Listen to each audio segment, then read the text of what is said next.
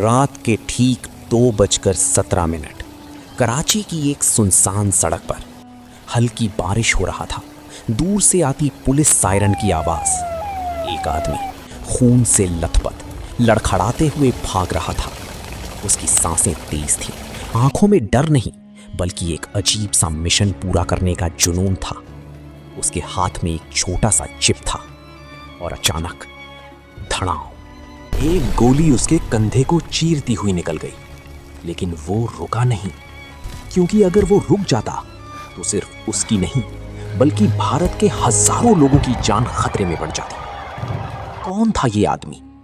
क्या था उस चिप में ऐसा जो उसकी जान से भी ज्यादा कीमती था? और आखिर क्यों पाकिस्तान की खुफिया एजेंसी उसके पीछे पड़ी थी? आज की इस कहानी में हम जानेंगे एक ऐसे रॉ एजेंट की सच्ची कहानी जिसने दुश्मन के देश में घुसकर एक ऐसा मिशन अंजाम दिया जिसके बारे में बहुत कम लोग जानते हैं। कहानी अब शुरू होती है। दिल्ली की सुबह हर दिन की तरह ही आज भी शहर अपनी रफ्तार में दौड़ रहा था। सड़कों पर गाड़ियों की लंबी कतार, हॉर्न की आवाजें, जल्दी में भागते लोग, हर कोई अपने अपने काम में व्यस्त था। लेकिन इसी भीड़ में एक आदमी ऐसा भी था जो बाकी सबसे बिल्कुल अलग था। उसका नाम था अर्जुन मेहरा। दिखने में एकदम साधारण, ना कोई खास स्टाइल, ना कोई बॉडीगार्ड, ना कोई रोब।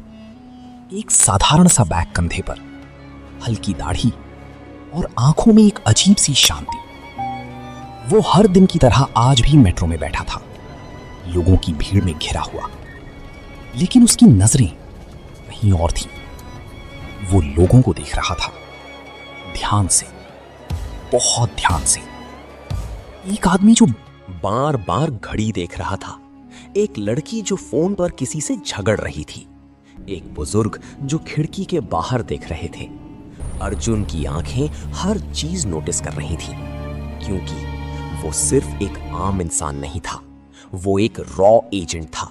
Research and analysis wing, Bharat की सबसे खुफिया एजेंसी, एक ऐसी एजेंसी जिसका नाम तक लोग धीरे धीरे लेते हैं और जिसके एजेंट्स कभी सामने नहीं आते। अर्जुन पिछले 7 सालों से अंडरकवर ऑपरेशंस में था। उसकी जिंदगी 2 हिस्सों में बटी हुई थी। एक हिस्सा जो दुनिया देखती थी, एक आईटी प्रोफेशनल जो दिन भर ऑफिस में बैठकर कोडिंग करता था, और दूसरा हिस्सा जो सिर्फ कुछ लोग जानते थे, एक खुफिया एजेंट जो हर पल खतरे में जीता था। मेट्रो अपने स्टेशन पर रुकती है, जो धीरे से उठता है और भीड़ के साथ बाहर निकल जाता है। उसकी चाल बिल्कुल सामान्य थी, लेकिन अगर कोई ध्यान से देखता तो उसे पता चलता कि वो हर कुछ सेकंड में अपने आसपास नजर दौड़ा रहा था, जैसे उसे किसी का इंतजार हो या किसी से बचना हो। ऑफिस पहुंचकर वो अपने डेस्क पर बैठता है, कंप्यूटर ऑन करता है और स्क्रीन पर कोड लिखने लगता है।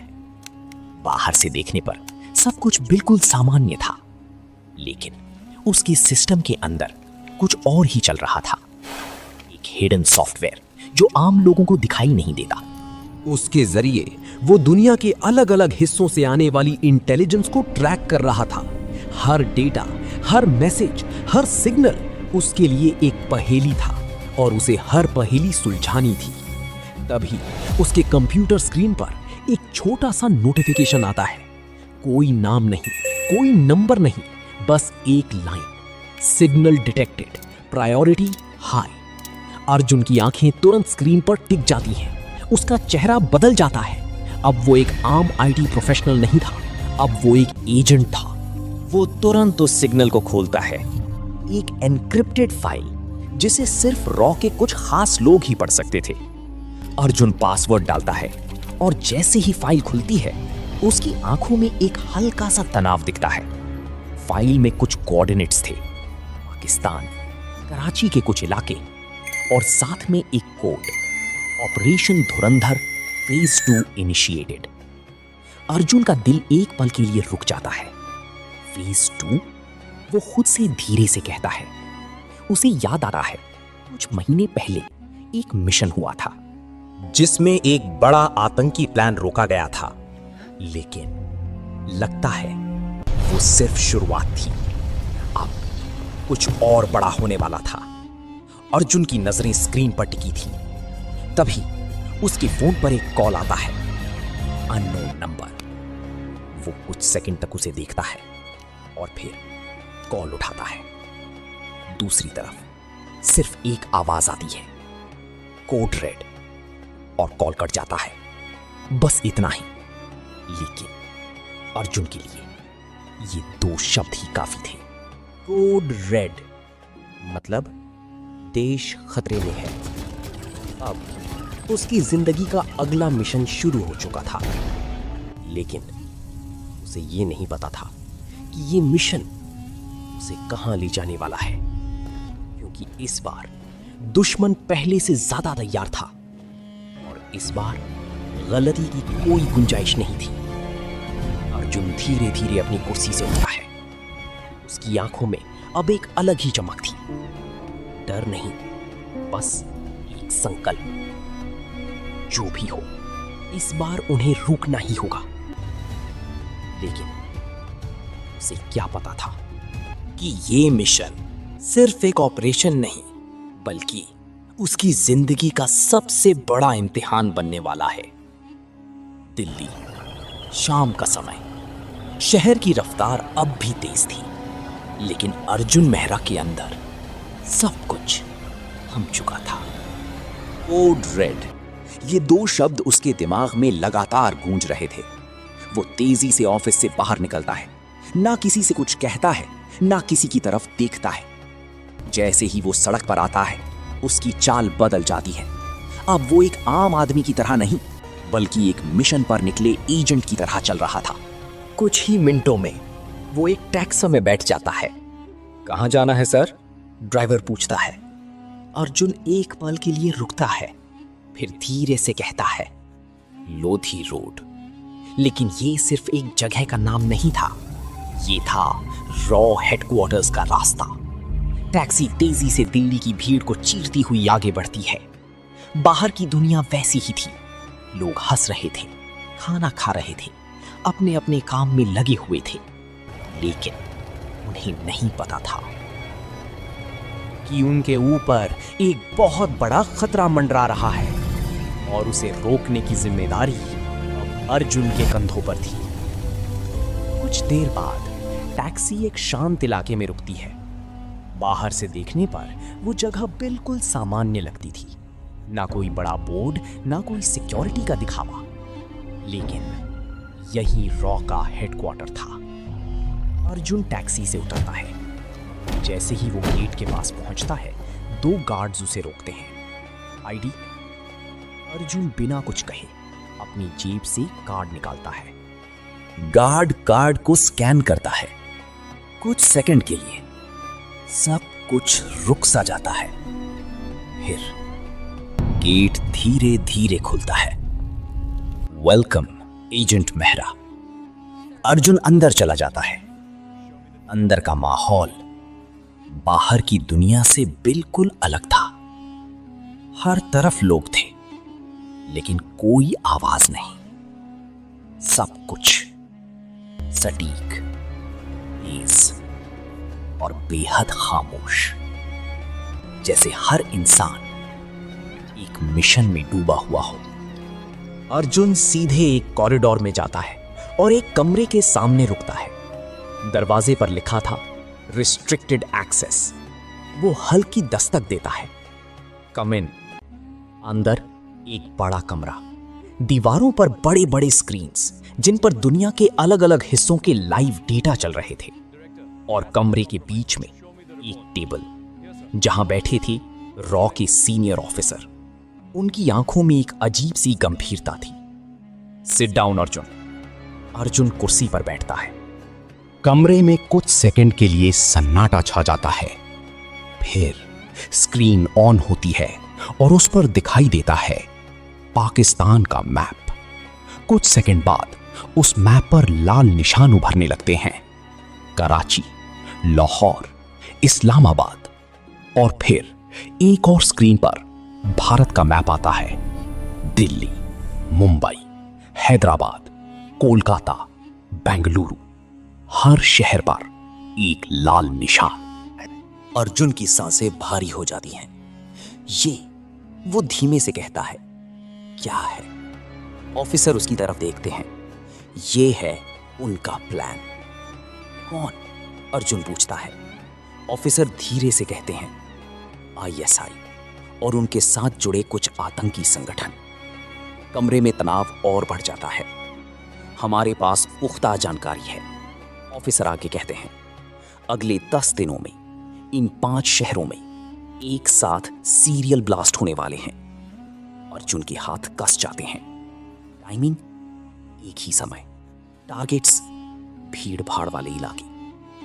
एक पल के लिए अर्जुन की आंखों के सामने उन शहरों की तस्वीरें घूमने लगती हैं। लोग, बच्चे, परिवार, और फिर एक धमाका। वो अपनी आंखें बंद करता है। हम इसे रोक क्यों नहीं रहे? वो अचानक पूछता है। ऑफिसर गहरी सांस लेते हैं, क्योंकि हमारे पास पूरा डेटा नहीं है। हमें सिर्फ इतना पता है कि ये प्लान है, लेकिन लोकेशन, टाइमिंग और असली टारगेट्स, ये सब सिर्फ एक आदमी के पास है। स्क्रीन पर एक चेहरा उभरता है, तेज नजरें, हल्की दाढ़ी और एक खतरनाक मुस्कान। नाम हसन रजा, ISI का टॉप ऑपरेटिव। अर्जुन उस चेहरे को ध्यान से देखता है। ये आदमी, ऑफिसर कहते हैं, पूरे ऑपरेशन का मास्टरमाइंड है और इसके पास है वो डेटा जो इस हमले को रोक सकता है। अर्जुन धीरे से पूछता है, तो प्लान क्या है? ऑफिसर उसकी आंखों में देखते हैं। तुम्हें पाकिस्तान जाना होगा। कमरे में एक पल के लिए सन्नाटा छा जाता है। अंडरकवर इस आदमी के करीब पहुंचो और किसी भी तरह वो डेटा हासिल करो। अर्जुन कुछ सेकंड चुप रहता है, फिर धीरे से पूछता है, अगर मैं पकड़ा गया? ऑफिसर की आंखों में एक सख्ती आ जाती है। तो हम तुम्हें पहचानने से इनकार कर देंगे। यही सच था। रॉ एजेंट्स के लिए कोई बैकअप नहीं होता, कोई पहचान नहीं, कोई सुरक्षा नहीं, सिर्फ एक मिशन, और उस मिशन के लिए अपनी जान देने की तैयारी। अर्जुन कुछ सेकंड तक चुप रहता है, फिर उसके चेहरे पर एक हल्की सी मुस्कान आती है। मिशन कब शुरू करना है? ऑफिसर बिना रुके कहते हैं, अभी। अर्जुन कुर्सी से उठता है। उसकी आंखों में अब डर नहीं था, बस एक लक्ष्य, उन्हें रोकना है। लेकिन जैसे ही वो कमरे से बाहर निकलता है, उसके पीछे ऑफिसर धीरे से कहते हैं, good luck agent Mehra, because this time enemy is already watching. Arjun रुकता है, धीरे से पीछे मुड़ता है। मतलब? ऑफिसर सिर्फ इतना कहते हैं, हमारे बीच कोई गद्दार हो सकता है। एक पल के लिए अर्जुन के चेहरे का रंग उड़ जाता है। मतलब ये मिशन शुरू होने से पहले ही दुश्मन को उसके बारे में पता हो सकता है। अब ये सिर्फ एक मिशन नहीं था, ये एक खेल था जिसमें हर चाल मौत के साथ खेल रही थी। कमरे से बाहर निकलते ही अर्जुन मेहरा अब वही इंसान नहीं रहा था। कुछ मिनट पहले तक वो एक एजेंट था जिसे एक मिशन सौंपा गया था, लेकिन अब वो एक ऐसे खेल का हिस्सा बन चुका था जहां हर चाल उसकी जिंदगी तय करने वाली थी। रॉ हेडक्वार्टर के कॉरिडोर में चलते हुए उसके दिमाग में सिर्फ एक बात घूम रही थी, हमारे बीच गद्दार।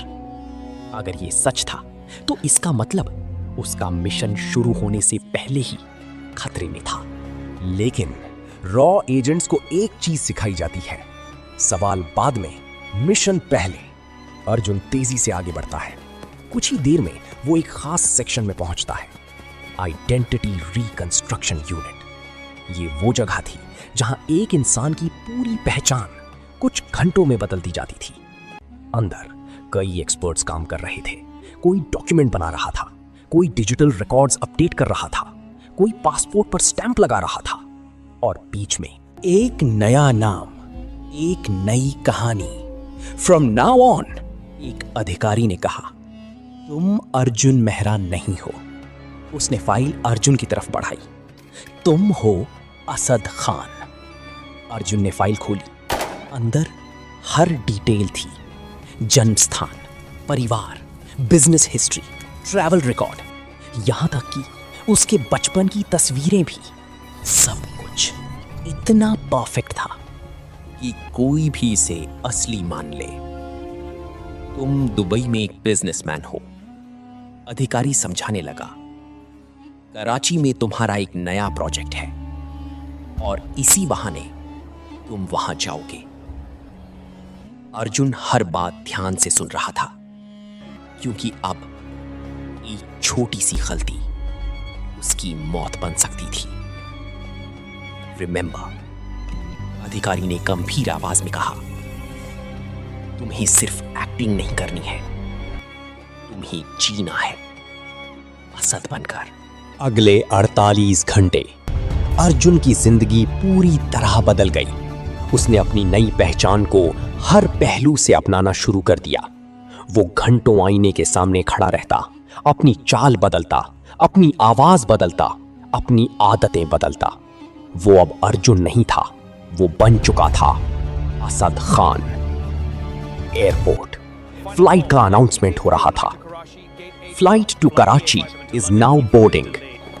अर्जुन, या यूं कहें असद, धीरे धीरे आगे बढ़ता है। उसके हाथ में पासपोर्ट था जिस पर लिखा था असद खान। वो एक पल के लिए रुकता है, गहरी सांस लेता है और खुद से कहता है, अब पीछे मुड़ने का कोई रास्ता नहीं। इमिग्रेशन काउंटर, एक अधिकारी उसके पासपोर्ट को देखता है। उसकी नजरें एक एक डिटेल पर जाती हैं। अर्जुन का दिल तेजी से धड़कने लगता है। ये पहला टेस्ट था। अगर यहां कुछ गड़बड़ हुई तो मिशन शुरू होने से पहले ही खत्म। अधिकारी कुछ सेकंड तक पासपोर्ट को देखता है, फिर ठप स्टैंप लगाता है, वेलकम। अर्जुन अंदर ही अंदर राहत की सांस लेता है। फ्लाइट, खिड़की के पास बैठा अर्जुन बाहर आसमान को देख रहा था। नीचे भारत की जमीन धीरे धीरे दूर हो रही थी और सामने एक ऐसी जगह थी जहां से शायद वो कभी वापस ना आ पाए। लेकिन उसके चेहरे पर डर नहीं था, बस एक खामोश संकल्प, मिशन पूरा करना है। कराची एयरपोर्ट। जैसे ही फ्लाइट लैंड होती है, अर्जुन का दिल फिर से तेजी से धड़कने लगता है। ये दुश्मन की जमीन थी, यहां हर कदम खतरे से भरा था। वो धीरे धीरे बाहर निकलता है, चारों तरफ नजर दौड़ाता है। लोग, सुरक्षाकर्मी, कैमरे, सब कुछ सामान्य लग रहा था। लेकिन अर्जुन को एक अजीब सा एहसास हो रहा था, जैसे कोई उसे देख रहा हो। वो अपने कदम रोकता है, पीछे मुड़कर देखता है, लेकिन कोई नहीं, या शायद कोई था। बाहर निकलते ही एक आदमी उसके पास आता है। मिस्टर असद खान। अर्जुन उसकी तरफ देखता है। जी, मैं आपको लेने आया हूं। अर्जुन हल्का सा सिर हिलाता है और उसके साथ चल पड़ता है। लेकिन जैसे ही वो कार में बैठता है, उसकी नजर रियर व्यू मिरर पर जाती है और वहां उसे एक काली एसयूवी दिखाई देती है जो शायद उन्हें फॉलो कर रही थी। अर्जुन की आंखों में एक हल्की सी चमक आती है। उसे यकीन हो चुका था, खेल शुरू हो चुका है और दुश्मन पहले से तैयार है। कार धीरे धीरे अंधेरी सड़क पर आगे बढ़ रही थी। बाहर हल्की बारिश, सड़क पर पानी की चमक और अंदर एक खामोश तनाव। अर्जुन खिड़की से बाहर देख रहा था, लेकिन उसकी असली नजर रियर व्यू मिरर पर थी। वो काली एसयूवी अब भी पीछे थी, एकदम स्थिर दूरी बनाए हुए, ना पास आ रही ना दूर जा रही। अर्जुन ने धीरे से अपनी घड़ी की तरफ देखा। उसमें लगा माइक्रो ट्रैकर एक्टिव था। उसने बहुत धीमी आवाज में कहा, तुम्हें भी दिख रही है? ड्राइवर ने बिना पीछे देखे जवाब दिया, सर आप चिंता मत कीजिए, सब कंट्रोल में है। अर्जुन की आंखें सिकुड़ गईं। सब कंट्रोल में है? अर्जुन ने सीट के नीचे हल्का सा हाथ डाला। एक छोटा सा छुपा हुआ हथियार उसकी उंगलियों में आ चुका था। कार अब शहर की भीड़ भाड़ वाले इलाके से निकलकर एक सुनसान इंडस्ट्रियल एरिया में पहुंच रही थी। चारों तरफ टूटे फूटे गोदाम, जंग लगी गेट और अजीब सी खामोशी। अर्जुन ने तुरंत पूछा, हम कहां जा रहे हैं? ड्राइवर ने जवाब दिया, सेफ हाउस। अर्जुन के दिमाग में अलार्म बज चुका था। अचानक कार एक झटके से रुकती है और उसी पल पीछे से आती है टायरों की चीखती आवाज। वो काली एसयूवी अब उनके बिल्कुल पीछे खड़ी थी। दरवाजे खुलते हैं, 4 आदमी बाहर निकलते हैं। काले कपड़े, हाथों में हथियार और चेहरों पर कोई भाव नहीं। ड्राइवर धीरे से कहता है, सर गाड़ी से नीचे उतरिए। अर्जुन मुस्कुराता है, धीरे से दरवाजा खोलता है और बाहर कदम रखता है।